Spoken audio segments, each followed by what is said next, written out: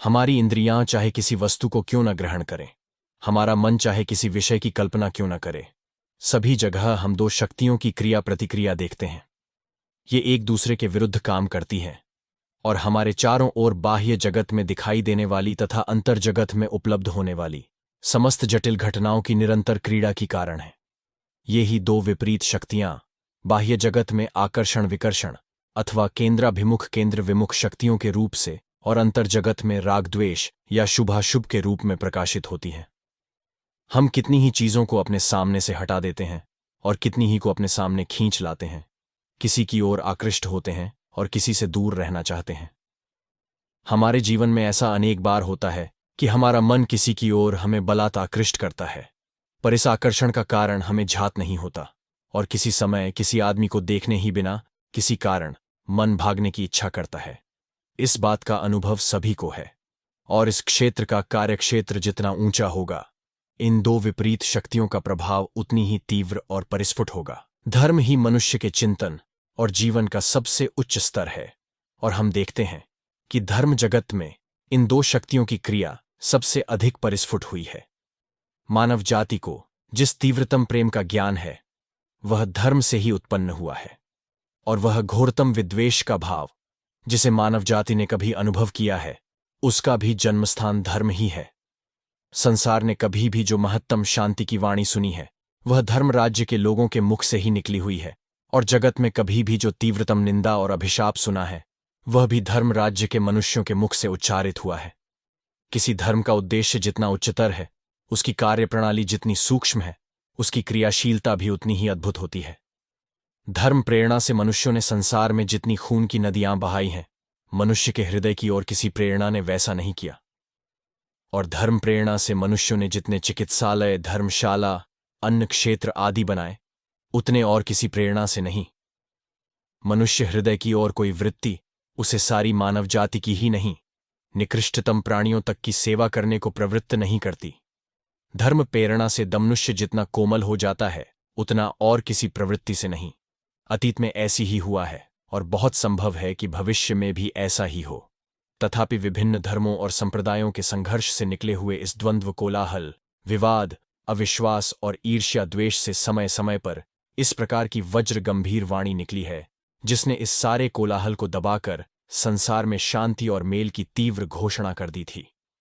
उत्तरी ध्रुव से दक्षिणी ध्रुव तक उसके वज्र गंभीर आह्वान को सुनने के लिए मानव जाति बाध्य हुई है। क्या संसार में किसी समय इस शांति समन्वय का राज्य स्थापित होगा? धर्म राज्य के इस प्रबल संघर्ष के बीच क्या कभी अविच्छिन्न सामंजस्य का होना संभव है? वर्तमान शताब्दी के अंत में इस समन्वय की समस्या को लेकर संसार में एक विवाद चल पड़ा है। इस समस्या का समाधान करने के लिए समाज में कई प्रकार की योजनाएं सोची जा रही हैं और उन्हें कार्य रूप में परिणत करने के लिए नाना प्रकार की चेष्टाएं हो रही हैं। हम सभी लोग जानते हैं कि यह कितना कठिन है। लोग पाते हैं कि जीवन संग्राम की भीषणता को, मानव में जो प्रबल स्नायविक उत्तेजना है, उसको शांत करना लगभग असंभव है। जीवन का जो स्थूल एवं बाह्यांश मात्र है, उस बाह्य जगत में साम्य और शांति स्थापित करना यदि इतना कठिन है, तो मनुष्य के अंतर जगत में शांति और साम्य स्थापित करना उससे 1000 गुना कठिन है। आप लोगों को थोड़ी देर के लिए शब्दजाल से बाहर आना होगा। हम सभी लोग बाल्यकाल से ही प्रेम, शांति, मैत्री, साम्य, सार्वजनीन, भ्रातृभाव इत्यादि अनेक बातें सुनते आ रहे हैं, किंतु इन सभी बातों में से हमारे निकट कितनी ही निरर्थक हो जाती हैं। हम लोग उन्हें तोते की तरह रट लेते हैं और यह मानो हम लोगों का स्वभाव हो गया है। हम ऐसा किए बिना रह नहीं सकते।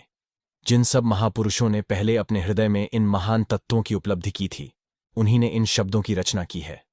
उस समय बहुत से लोग इसका अर्थ समझते थे। आगे चलकर मूर्ख लोगों ने इन सब बातों को लेकर उनसे खिलवाड़ आरंभ कर दिया और अंत में धर्म को केवल बातों की मारपेंच कर दिया। लोग इस बात को भूल गए कि धर्म जीवन में परिणत करने की वस्तु है। धर्म अब पैतृक धर्म, जातीय धर्म, देशीय धर्म इत्यादि के रूप में परिणत हो गया है। अंत में किसी धर्म में विश्वास करना देशाभिमान का एक अंग हो जाता है और देशाभिमान सदा एक देशीय होता है। विभिन्न धर्मों में सामंजस्य विधान करना बहुत ही कठिन काम है। फिर भी हम इस धर्म समन्वय समस्या की आलोचना करेंगे। हम देखते हैं कि प्रत्येक धर्म के 3 भाग होते हैं। मैं अवश्य ही प्रसिद्ध और प्रचलित बात करता हूं। पहला है दार्शनिक भाग। इसमें उस धर्म का सारा विषय अर्थात मूल तत्व, उद्देश्य और उनकी प्राप्ति के उपाय निहित होते हैं। दूसरा है पौराणिक भाग। यह स्थूल उदाहरणों द्वारा दार्शनिक भाग को स्पष्ट करता है। इसमें मनुष्यों एवं अलौकिक पुरुषों के जीवन के उपाख्यान आदि होते हैं। इसमें सूक्ष्म दार्शनिक तत्व मनुष्यों या अतिप्राकृतिक पुरुषों के थोड़े बहुत काल्पनिक जीवन के उदाहरणों द्वारा समझाए जाते हैं। तीसरा है आनुष्ठानिक भाग। यह धर्म का स्थूल भाग है।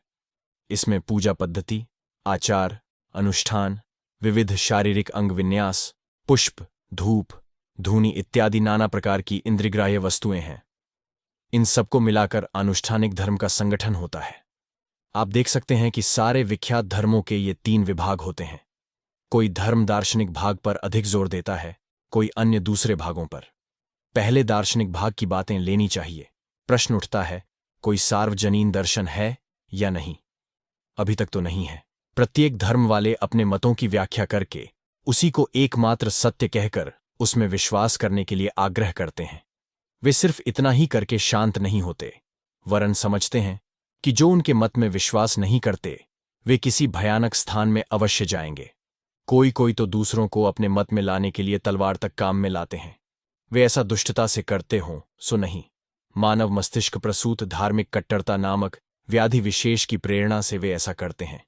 ये धर्मांध सर्वथा कपटहीन होते हैं, मनुष्यों में सबसे अधिक कपटहीन होते हैं, किंतु संसार के दूसरे पागलों की भांति उन्हें उचित अनुचित का ज्ञान नहीं होता। यह धर्मांधता एक भयानक बीमारी है। मनुष्यों में जितनी दुष्ट बुद्धि है वह सभी धार्मिक कट्टरता द्वारा जगाई गई है। उसके द्वारा क्रोध उत्पन्न होता है, स्नायु समूह अतिशय चंचल होता है और मनुष्य शेर की तरह हो जाता है। विभिन्न धर्म के पुराणों में क्या कोई सादृश्य या ऐक्य है? क्या ऐसा कोई सार्वभौमिक पौराणिक तत्व है जिसे सभी धर्म वाले ग्रहण कर सकें? निश्चय ही नहीं है। सभी धर्मों का अपना अपना पुराण साहित्य है, किंतु सभी कहते हैं केवल हमारी पुराणोक्त कथाएं कपोल कल्पित उपकथा मात्र नहीं है। इस बात को मैं उदाहरण द्वारा समझाने की चेष्टा करता हूं। मेरा उद्देश्य मेरी कहीं बातों को उदाहरण द्वारा समझाना मात्र है, किसी धर्म की समालोचना करना नहीं। ईसाई विश्वास करते हैं कि ईश्वर पंडुक, कपोत जाति का एक पक्षी, फाख्ता का रूप धारण कर पृथ्वी में अवतीर्ण हुए थे। उनके निकट यह ऐतिहासिक सत्य है, पौराणिक कहानी नहीं। हिंदू लोग गाय को भगवती के आविर्भाव के रूप में मानते हैं। ईसाई कहता है कि इस प्रकार के विश्वास का कोई ऐतिहासिक प्रमाण नहीं है, ये केवल पौराणिक कहानी और अंधविश्वास मात्र है। यहूदी समझते हैं यदि एक संदूक के 2 पल्लों में 2 देवदूतों की मूर्तियां स्थापित की जाए तो उस प्रतीक को मंदिर के सबसे भीतरी, बहुत छिपे हुए और अत्यंत पवित्र स्थान में स्थापित किया जा सकता है। वह यहोवा की दृष्टि से परम पवित्र होगा। किंतु यदि किसी सुंदर स्त्री या पुरुष की मूर्ति हो तो वे कहते हैं यह एक विभत्स प्रतिमा मात्र है, इसे तोड़ डालो। यही है हमारा पौराणिक सामंजस्य। यदि कोई खड़ा होकर कहे हमारे अवतारों ने इन आश्चर्यजनक कामों को किया, तो दूसरे लोग कहेंगे यह केवल अंधविश्वास मात्र है। किंतु उसी समय वे लोग कहेंगे कि हमारे अवतारों ने उसकी अपेक्षा और भी अधिक आश्चर्यजनक व्यापार किए थे, और वे उन्हें ऐतिहासिक सत्य समझने का दावा करते हैं। मैंने जहां तक देखा है, इस पृथ्वी पर ऐसा कोई नहीं जो इन सब मनुष्यों के मस्तिष्क में रहने वाले इतिहास और पुराण के सूक्ष्म पार्थक्य को पकड़ सके। इस प्रकार की कहानियां, वे चाहे किसी भी धर्म की क्यों न हो, सर्वथा पौराणिक होने पर भी कभी कभी उनमें भी कुछ ऐतिहासिक सत्य हो सकता है। इसके बाद अनुष्ठानिक भाग आता है। संप्रदाय विशेष की विशेष प्रकार की अनुष्ठान पद्धति होती है और उस संप्रदाय के अनुयायी उसी को धर्म संगत समझकर विश्वास करते हैं तथा दूसरे संप्रदायों की अनुष्ठान पद्धति को घोर अंधविश्वास समझते हैं। यदि एक संप्रदाय किसी विशेष प्रकार की प्रतिमा की उपासना करता है तो दूसरे संप्रदाय वाले कह बैठते हैं, आह, यह कितना विभत्स है। एक साधारण प्रतीक की ही बात लीजिए, लिंगोपासना में व्यवहृत मूर्ति निश्चय ही पुरुषची है, किंतु क्रमशः उसका यह पक्ष लोग भूल गए हैं और उसका इस समय ईश्वर के सृष्टा भाव के प्रतीक के रूप में ग्रहण होता है। जिन जातियों ने उसे मूर्ति के रूप में ग्रहण किया है वे कभी भी उसे पुरुषची नहीं समझते। वह भी दूसरी मूर्तियों की तरह एक मूर्ति है, बस इतना ही। किंतु दूसरी जाति या संप्रदाय का एक मनुष्य उसे पुरुषची के अतिरिक्त और कुछ नहीं समझ सकता, इसीलिए वह उसकी निंदा आरंभ करता है। किंतु यह भी संभव है कि स्वयं वह कुछ ऐसा करता है जो लिंगोपासकों की दृष्टि में विभत्स है। लिंगोपासना और सैक्रेमेंट नामक ईसाई धर्म के अनुष्ठान विशेष की बात कही जा सकती है। ईसाइयों के लिए लिंगोपासना में व्यवहृत मूर्ति अति कुत्सित है और हिंदुओं के लिए ईसाइयों का सैक्रेमेंट विभत्स है। हिंदू कहते हैं कि किसी मनुष्य की सद्गुणावली पाने के अभिप्राय से उसकी हत्या करके उसके मांस को खाना और खून को पीना पैशाचिक नृशंसता है। कोई कोई जंगली जातियां भी ऐसा ही करती हैं। यदि कोई आदमी बहुत साहसी होता है तो वे लोग उसकी हत्या करके उसके हृदय को खाते हैं। कारण वे समझते हैं उसके द्वारा उन्हें उस व्यक्ति का साहस और वीरत्व आदि गुण प्राप्त होगा। सर जॉन लूबक की तरह के भक्त ईसाई भी इस बात को स्वीकार करते हैं कि जंगली जातियों के इस रिवाज के आधार पर ही ईसाइयों के इस अनुष्ठान की रचना हुई है। दूसरे ईसाई अवश्य ही इस अनुष्ठान के उद्भव के संबंध में इस मत को स्वीकार नहीं करते और उसके द्वारा इस प्रकार के भाव का आभास मिलता है, यह भी उनकी समझ में नहीं आता। वह एक पवित्र वस्तु की मूर्ति है, इतना ही वे जानना चाहते हैं। इसीलिए आनुष्ठानिक भाग में भी इसी प्रकार कोई साधारण मूर्ति नहीं है जिसे सब धर्म वाले स्वीकार और ग्रहण कर सकें। ऐसा होने से धर्म के संबंध में सबका सार्वभौमिकत्व कहाँ है? सार्वभौमिक धर्म किस प्रकार संभव है? चाहें, किंतु वह पहले से ही विद्यमान है। अब देखा जाए वह क्या है। हम सभी लोग सार्वजनीन भ्रातृभाव की, विश्व बंधुत्व की बात सुनते हैं और विभिन्न संप्रदाय के लोगों में उनके प्रचार के लिए कितना उत्साह है यह भी देखते हैं। मुझे एक पुराना किस्सा याद आता है। भारतवर्ष में शराबखोरी बहुत ही नीच समझी जाती है। दो भाई थे। उन दोनों ने रात्रि के समय छिपकर शराब पीने का इरादा किया। बगल के कमरे में उनके चाचा सोए थे, जो बहुत निष्ठावान व्यक्ति थे। इसलिए शराब पीने के पहले वे लोग सलाह करने लगे, हम लोगों को खूब चुपचाप पीना होगा, नहीं तो चाचा जाग जाएंगे। वे लोग शराब पीने के पहले बार बार चुप चुप जाग जाएगा की आवाज करके एक दूसरे को चुप कराने लगे। इस गड़बड़ में चाचा की नींद खुल गई। उन्होंने कमरे में घुसकर कुछ देख लिया। हम लोग भी ठीक इन मतवालों की तरह सार्वजनीन भ्रातृभाव का शोर करते हैं। हम सभी लोग समान हैं, इसलिए हम लोग एक दल का संगठन करें। किंतु ध्यान रहे, ज्यों ही आप लोगों ने किसी दल का संगठन किया त्यों ही आप समता के विरुद्ध हो गए और उसी समय समता नामक कोई चीज आपके पास नहीं रह जाएगी। मुसलमान सार्वजनीन भ्रातृभाव का शोर मचाते हैं, किंतु वास्तविकता में वे भ्रातृभाव से कितने दूर हैं। जो मुसलमान नहीं हैं वे भ्रातृ संघ में शामिल नहीं किए जाएंगे। उनके गले काटे जाने ही की अधिक संभावना है। ईसाई भी सार्वजनीन भ्रातृभाव की बातें करते हैं, किंतु जो ईसाई नहीं है उसके लिए अनंत नरक का द्वार खुला है। इस प्रकार हम लोग सार्वजनीन भ्रातृभाव और समता के अनुसंधान में सारी पृथ्वी पर घूमते फिरते हैं। जिस समय आप लोग कहीं पर इस भाव की बातें सुने, उसी समय मेरा अनुरोध है आप थोड़ा धैर्य रखें और सतर्क हो जाएं, कारण इन सब बातों के भीतर प्रायः घोर स्वार्थपरता छिपी रहती है। कहावत प्रसिद्ध है, जो गरजता है सो बरसता नहीं। इसी प्रकार जो लोग यथार्थकर्मी हैं और अपने हृदय में विश्व बंधुत्व का अनुभव करते हैं, वे लंबी चौड़ी बातें नहीं करते, न उस निमित्त संप्रदायों की रचना करते हैं, किंतु उनके क्रियाकलाप, गतिविधि और सारे जीवन के ऊपर ध्यान देने से यह स्पष्ट समझ में आ जाएगा कि उनके हृदय सचमुच ही मानव जाति के प्रति बंधुता से परिपूर्ण है। वे सबसे प्रेम करते हैं और सबके दुखों से दुखी होते हैं। वे केवल बातें न बनाकर काम कर दिखाते हैं, आदर्श के अनुसार जीवन व्यतीत करते हैं। सारी दुनिया में लंबी चौड़ी बातों की मात्रा इतनी अधिक है कि सारी पृथ्वी उसके नीचे दब जाएगी। हम चाहते हैं कि बातें बनाना कम होकर यथार्थ काम कुछ अधिक हो। अभी तक हम लोगों ने देखा है कि धर्म के संबंध में कोई सार्वभौमिक भाव खोज निकालना जरा टेढ़ी खीर है, तथापि हम जानते हैं कि ऐसा भाव वर्तमान है। हम सभी लोग मनुष्य तो अवश्य हैं, किंतु क्या सभी समान हैं? निश्चय ही नहीं। कौन कहता है हम सब समान हैं? केवल पागल। क्या हम बल, बुद्धि, शरीर में समान हैं? एक व्यक्ति दूसरे की अपेक्षा बलवान, एक मनुष्य की बुद्धि दूसरे की अपेक्षा अधिक तीक्ष्ण है। यदि हम सब लोग समान ही होते तो यह असमानता कैसी? किसने यह असमानता उपस्थित की? हम लोगों ने स्वयं ही। हम लोगों में क्षमता, विद्या, बुद्धि और शारीरिक बल का तारतम्य होने के कारण निश्चय ही पार्थक्य है।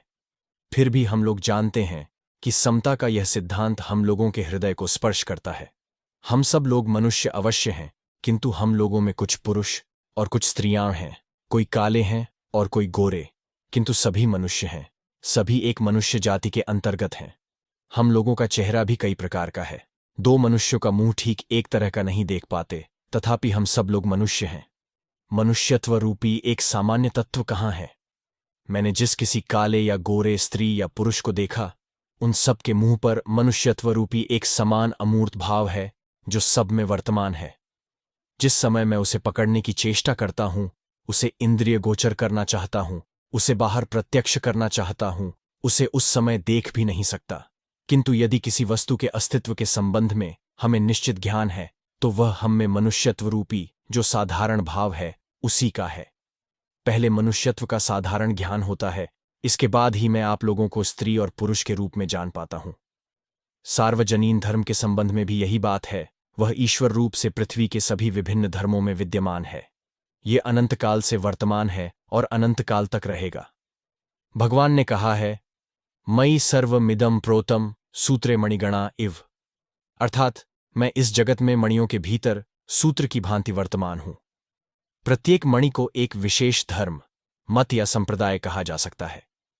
पृथक पृथक मणियां एक एक धर्म है और प्रभु ही सूत्र रूप से उन सब में वर्तमान है। तिस पर भी अधिकांश लोग इस संबंध में सर्वथा अज्ञ हैं। बहुत्व के बीच में एकत्व का होना सृष्टि का नियम है। हम सब लोग मनुष्य होते हुए भी परस्पर पृथक हैं। मनुष्य जाति के अंश के रूप में हम और आप एक हैं, किंतु जब हम व्यक्ति विशेष होते हैं तब हम आपसे पृथक होते हैं। पुरुष होने से आप स्त्री से भिन्न हैं, किंतु मनुष्य होने के नाते स्त्री और पुरुष एक ही हैं। मनुष्य होने से आप जीव जंतु से पृथक हैं, किंतु प्राणी होने के नाते स्त्री पुरुष, जीव जंतु और उद्भिज सभी समान हैं। एवं सत्ता के नाते आपका विराट विश्व के साथ एकत्व है। भगवान ही वह विराट सत्ता हैं, इस विचित्रित जगत प्रपंच का चरम एकत्व। वे ही इस विचित्रित जगत प्रपंच के रूप में प्रकट हुए हैं।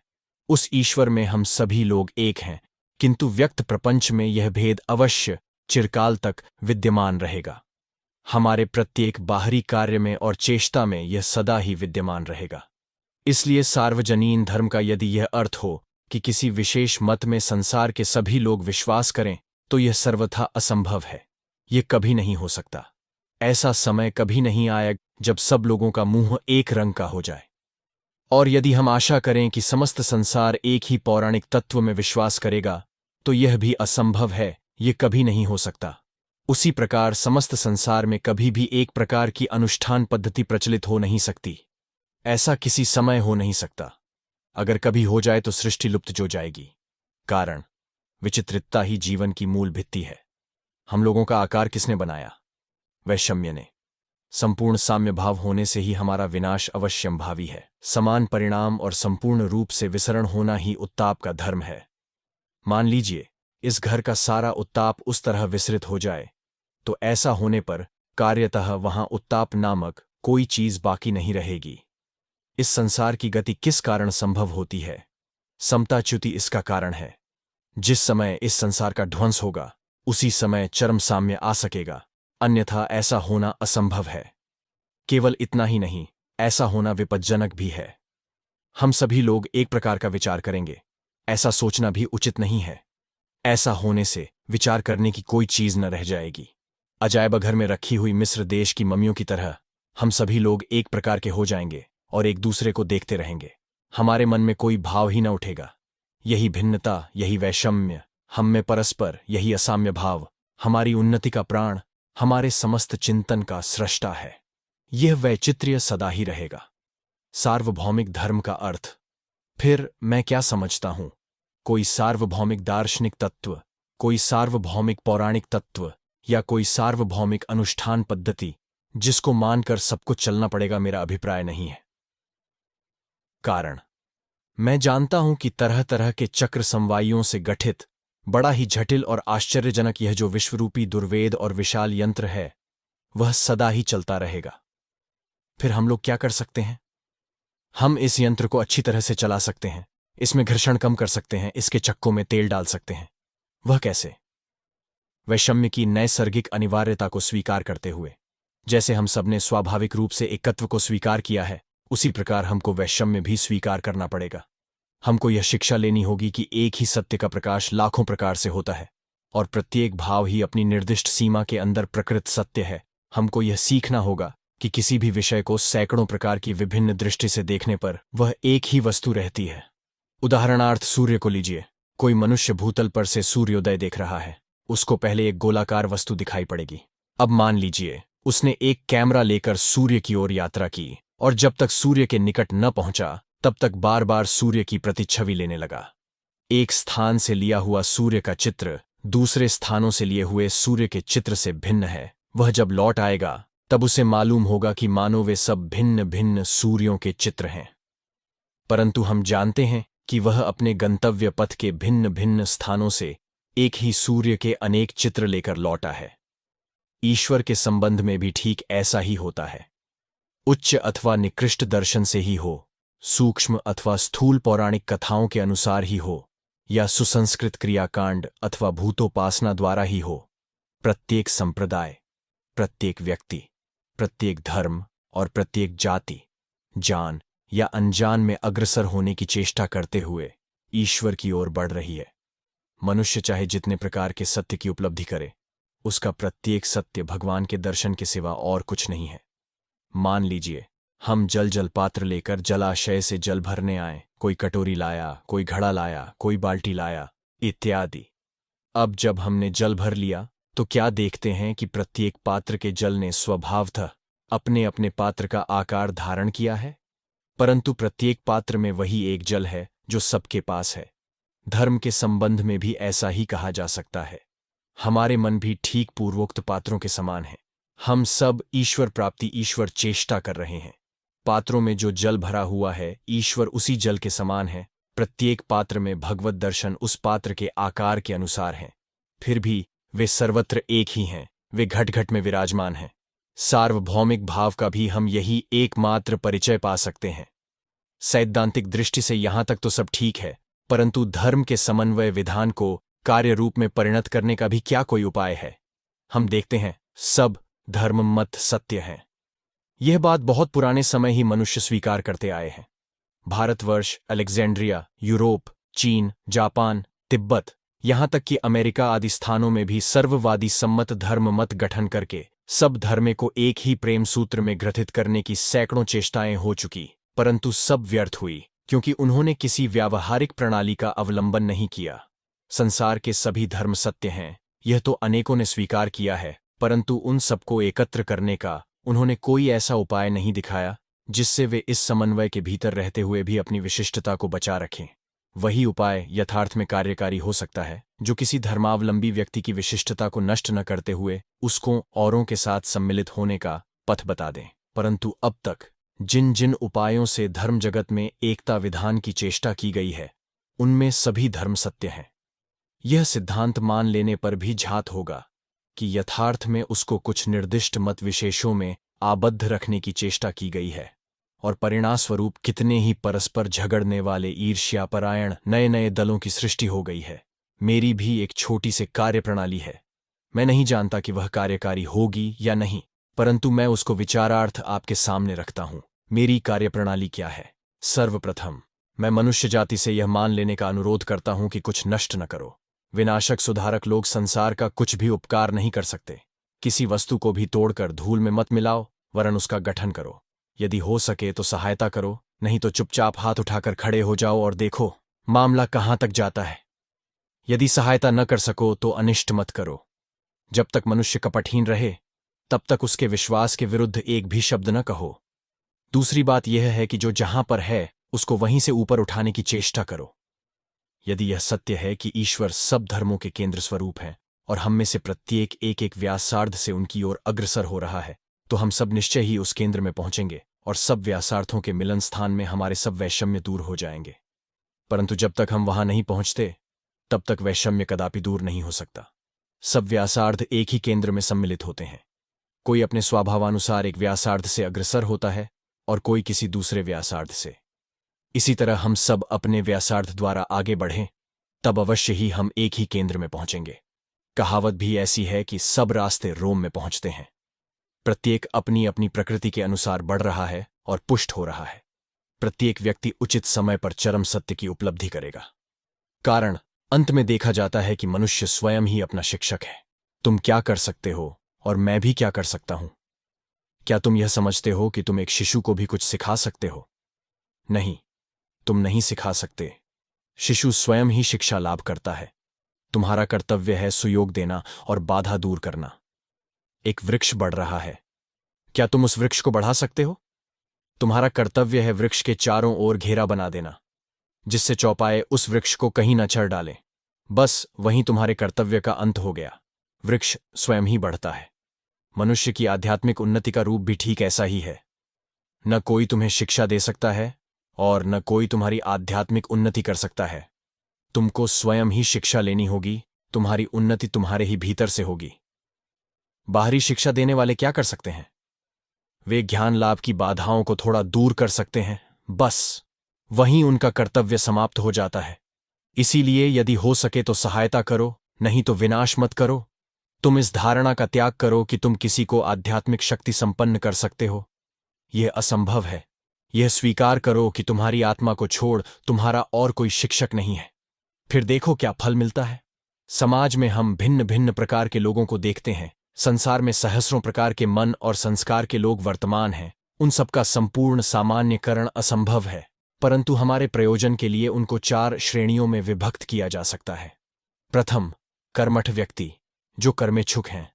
उसके स्नायुओं और मांसपेशियों में विपुल शक्ति है। उसका उद्देश्य है काम करना, अस्पताल तैयार करना, सत्कार्य करना, रास्ता बनाना, कार्यप्रणाली स्थिर करके संघबद्ध होना। द्वितीय है भावुक, जो उदात्त और सुंदर को सर्वांतकरण से प्रेम करता है। वह प्रकृति के मनोरम दृश्यों का उपभोग करने के लिए सौंदर्य का चिंतन करता है और प्रेममय भगवान की पूजा करने के लिए प्रेम करता है।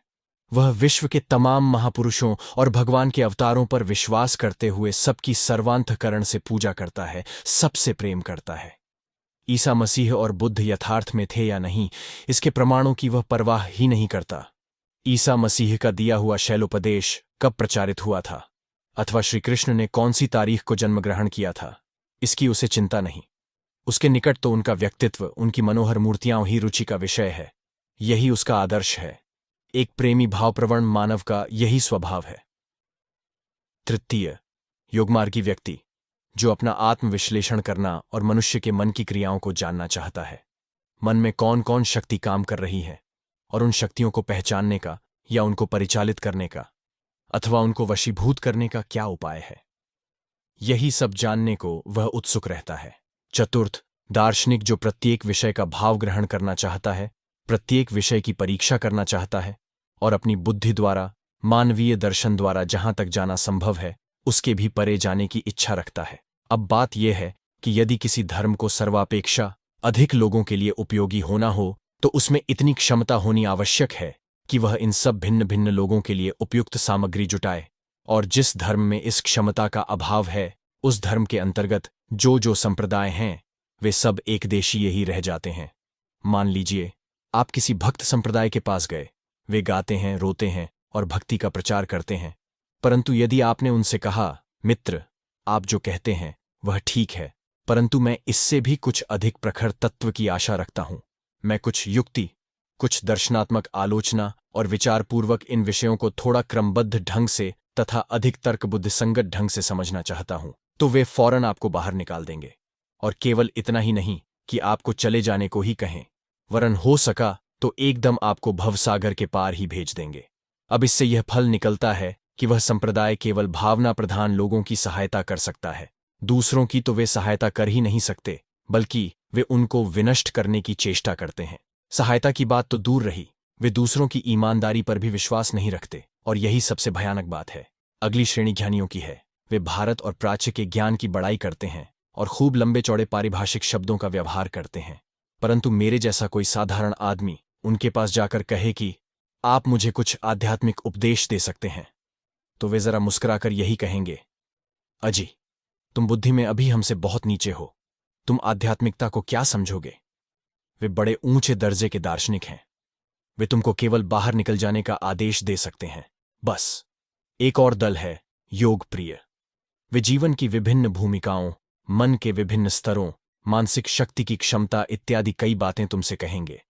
और यदि तुम साधारण आदमी की तरह उनसे कहो कि मुझको कुछ अच्छी बातें बतलाइए जो मैं कार्य रूप में परिणत कर सकूं, मैं उतना कल्पना प्रिय नहीं हूं। क्या आप कुछ ऐसा मुझे दे सकते हैं जो मेरे लिए उपयोगी हो? तो वे हंसकर कहेंगे, सुनते हो क्या कह रहा है यह निर्बोध? कुछ भी समझ नहीं है। अहमक का जीवन ही व्यर्थ है। संसार में सर्वत्र यही हाल है।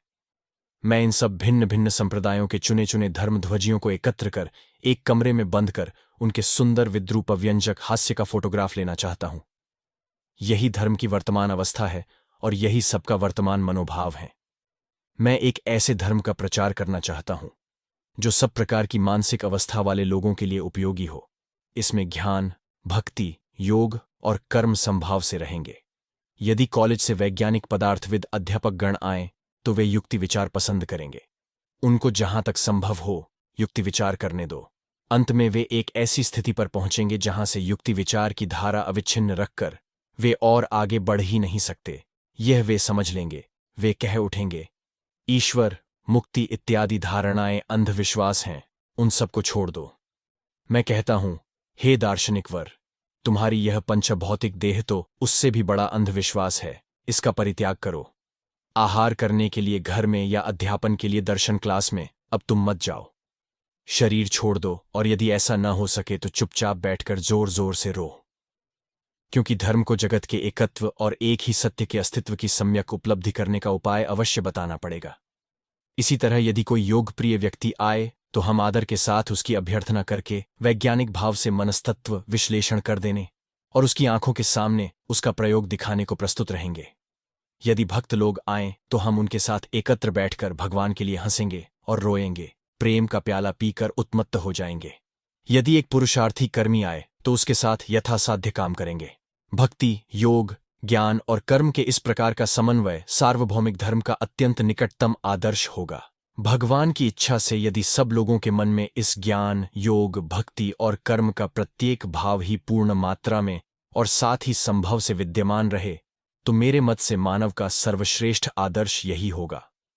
जिसके चरित्र में इन भावों में से एक या दो प्रस्फुटित हुए हैं, मैं उनको एक देशीय कहता हूं। और सारा संसार ऐसे ही एक देशीय लोगों से भरा हुआ है जो केवल अपना ही रास्ता जानते हैं। इसके सिवाय अन्य जो कुछ है वह सब उनके निकट विपत्तिकर और भयंकर है। इस तरह चारों ओर संभव से विकास लाभ करना ही मेरे कहे हुए धर्म का आदर्श है। और भारतवर्ष में हम जिसको योग कहते हैं उसी के द्वारा इस आदर्श धर्म को प्राप्त किया जा सकता है। कर्मी के लिए यह मनुष्य के साथ मनुष्य जाति का योग है, योगी के लिए निम्न तथा उच्च अहं का योग, भक्त के लिए अपने साथ प्रेममय भगवान का योग और ज्ञानी के लिए बहुत्व के बीच एकत्वानुभूति रूप योग है। योग शब्द से यही अर्थ निकलता है। जो कर्म के माध्यम से इस योग का साधन करते हैं उन्हें कर्मयोगी कहते हैं। जो भगवत दर्शन प्रेम द्वारा योग का साधन करते हैं उन्हें भक्ति योगी कहते हैं। जो पातंजल आदि योग मार्ग द्वारा इस योग का साधन करते हैं उन्हें राजयोगी कहते हैं। और जो ज्ञान विचार द्वारा इस योग का साधन करते हैं उन्हें ज्ञान योगी कहते हैं। अतएव यह योगी शब्द इन सभी को समाविष्ट करता है। हमारे प्रत्यक्ष ज्ञान के मूलभूत कारण जड़ और शक्ति की बात लीजिए। जड़ क्या है? जिस पर शक्ति कार्य करती है। और शक्ति क्या है? जो जड़ पर कार्य करती है। आप लोग अवश्य समझ गए होंगे कि जटिलता क्या है। न्याय शास्त्रविद इसको अन्योन्याश्रय दोष कहते हैं। पहले का भाव दूसरे पर निर्भर हो रहा है और दूसरे का भाव पहले पर निर्भर हो रहा है। इसीलिए आपकी युक्ति के पथ में एक बड़ी भारी बाधा दिखाई पड़ रही है जिसको लांघकर बुद्धि अग्रसर हो नहीं सकती। तथापि इसके परे जो अनंत राज्य विद्यमान है वहां पहुंचने के लिए बुद्धि सदा व्यस्त रहती है। कहने का तात्पर्य है कि पंचेंद्रिय गम्य और मन का विषयीभूत यह जगत, हमारी चेतन भूमि पर प्रक्षिप्त यह विश्व मानो उस अनंत सत्ता का एक कण मात्र है। और चेतन रूप जाल से घिरे हुए इस विश्व जगत के क्षुद्र से घेरे के भीतर ही हमारी विचार शक्ति काम करती है, उसके परे नहीं जा सकती। इस कारण इसके परे जाने के लिए और किसी साधन का प्रयोजन है। अतीन्द्रिय बोध वह साधन है। अतएव सहज ज्ञान, विचार शक्ति और अतीन्द्रिय बोध ये तीनों ही ज्ञान लाभ के साधन हैं। पशुओं में सहज ज्ञान, मनुष्यों में विचार शक्ति और देवमानव में अतीन्द्रिय बोध दिखाई पड़ता है। परंतु सब मनुष्यों में ही इन तीन साधनों का बीज थोड़ा बहुत प्रस्फुटित दिखाई पड़ता है। इन सब मानसिक शक्तियों का विकास होने के लिए उनके बीजों का भी मन में विद्यमान रहना आवश्यक है। और यह भी स्मरण रखना कर्तव्य है कि एक शक्ति दूसरी शक्ति की विकसित अवस्था ही है, इसलिए वे परस्पर विरोधी नहीं हैं। विचार शक्ति ही प्रस्फुटित होकर अतीन्द्रिय बोध में परिणम हो जाती है। इसीलिए अतीन्द्रिय बोध विचार शक्ति का परिपंथी नहीं है, परंतु उसका पूरक है। जो विषय विचार शक्ति द्वारा समझ में नहीं आते, उन सबको अतीन्द्रिय बोध द्वारा समझाना पड़ता है, और वह विचार शक्ति का विरोधी नहीं है। वृद्ध बालक का विरोधी नहीं है, परंतु उसी की पूर्ण परिणति है। अतएव आपको सर्वदा स्मरण रखना होगा कि निम्न श्रेणी की शक्ति को उच्च श्रेणी की शक्ति कहकर जो भूल की जाती है, उससे भयानक विपद की संभावना है। अनेक बार सहज ज्ञान को अतीन्द्रिय बोध कह दिया जाता है, और साथ ही भविष्यवक्ता बनने का झूठा दावा भी किया जाता है। एक निर्बोध या अर्धोन्मत्त आदमी समझता है कि उसके दिमाग में जो पागलपन है वह अतीन्द्रिय ज्ञान है, और वह चाहता है कि लोग उसका अनुसरण करें। संसार में अति परस्पर विरोधी युक्तिहीन जो अनाप शनाप प्रचारित हुआ है, वह केवल पागलों के विकृत मस्तिष्कों के सहज वृत्तिक अनर्गल प्रलाप के अंतःप्रेरणा अर्थात अतीन्द्रिय बोध की अभिव्यक्ति का ढोंग रचने का प्रयास मात्र है। संसार में ऐसे लोग बहुत देखे जाते हैं जिन्होंने मानो किसी न किसी प्रकार का काम करने के लिए ही जन्म ग्रहण किया है। उनका मन केवल चिंतन राज्य में ही एकाग्र होकर नहीं रह सकता। वे केवल कार्य को समझते हैं जो आंखों से देखा जा सकता है और हाथों से किया जा सकता है। इस प्रकार के लोगों के लिए एक जीवन विज्ञान की आवश्यकता है। हम में से प्रत्येक ही किसी न किसी प्रकार का काम कर रहा है, परंतु हम लोगों में अधिकतर लोग अपनी अधिकांश शक्ति का अपक्षय कर रहे हैं। कारण यह है कि हमें कर्म का रहस्य ज्ञात नहीं है। कर्मयोग इस रहस्य को समझा देता है और यह शिक्षा देता है कि कहाँ किस भाव से कार्य करना होगा एवं उपस्थित कर्म में किस भाव से हमारी समस्त शक्ति का प्रयोग करने से सर्वापेक्षा अधिक फल लाभ होगा। हाँ, कर्म के विरुद्ध यह कहकर जो प्रबल आपत्ति उठाई जाती है कि वह दुखजनक है, इसका भी विचार करना होगा। सब दुख और कष्ट आसक्ति से आते हैं। मैं काम करना चाहता हूं, मैं किसी मनुष्य का उपकार करना चाहता हूं। अब प्रायः यही देखा जाता है कि मैंने जिसकी सहायता की है वह व्यक्ति सारे उपकारों को भूलकर मुझसे शत्रुता करेगा। फल यह होगा कि मुझे कष्ट मिलता है। ऐसी घटनाओं के फल से ही मनुष्य कर्म से विरत हो जाता है, और इन दुखों और कष्टों का भय ही मनुष्य के कर्म और उद्यम को अधिक नष्ट कर देता है। किसकी सहायता की जा रही है अथवा किस कारण से सहायता की जा रही है इत्यादि विषयों पर ध्यान न रखते हुए अनासक्त भाव से केवल कर्म के लिए कर्म करना चाहिए। कर्मयोग यही शिक्षा देता है। कर्मयोगी कर्म करते हैं कारण ये उनका स्वभाव है। वे अपने दिल में इसका अनुभव करते हैं कि ऐसा करना ही उनके लिए कल्याणजनक है। इसको छोड़ उनका और कोई उद्देश्य नहीं रहता। वे संसार में सर्वदा दाता का आसन ग्रहण करते हैं, कभी किसी वस्तु की प्रत्याशा नहीं रखते। वे जानबूझकर दान करते जाते हैं, परंतु प्रतिदान स्वरूप वे कुछ नहीं चाहते। इसी कारण वे दुखों के हाथ से रक्षा पाते हैं। जब दुख हमको ग्रसित करता है तब यही समझना होगा कि यह केवल आसक्ति की प्रतिक्रिया है। भावुक और प्रेमी लोगों के लिए भक्ति योग है। भक्त चाहते हैं भगवान से प्रेम करना। वे धर्म के अंग स्वरूप क्रियाकलापों की सहायता लेते हैं और पुष्प, गंध, सुरम्य मंदिर, मूर्ति इत्यादि नाना प्रकार के द्रव्यों से संबंध रखते हैं। आप लोग क्या यह कहना चाहते हैं कि वे भूल करते हैं? मैं आपसे एक सच्ची बात कहना चाहता हूं। वह आप लोगों को विशेषकर इस देश में स्मरण रखना उचित है। जो सब धर्म संप्रदाय, अनुष्ठान और पौराणिक तत्व संपद से समृद्ध हैं, विश्व के श्रेष्ठ आध्यात्मिक शक्ति संपन्न महापुरुषों ने उन्हीं संप्रदायों में जन्म ग्रहण किया है। और जो सब संप्रदाय किसी प्रतीक या अनुष्ठान विशेष की सहायता बिना ही भगवान की उपासना की चेष्टा करते हैं, जो धर्म की सारी सुंदरता, महानता तथा और सब कुछ निर्मम भाव से पद्दलित करते हैं, अत्यंत सूक्ष्म दृष्टि से देखने पर भी उनका धर्म केवल कट्टरता है, शुष्क है। जगत का इतिहास इसका ज्वलंत साक्षी है। इसीलिए इन सब अनुष्ठानों तथा पुराणों आदि को गाली मत दीजिए। जो लोग इन्हें लेकर रहना चाहते हैं उन्हें रहने दीजिए। आप व्यर्थ ही व्यंग्यात्मक हंसी हंसकर यह मत कहिए कि वे मूर्ख हैं, उन्हें उसी को लेकर रहने दो। यह बात कदापि नहीं है।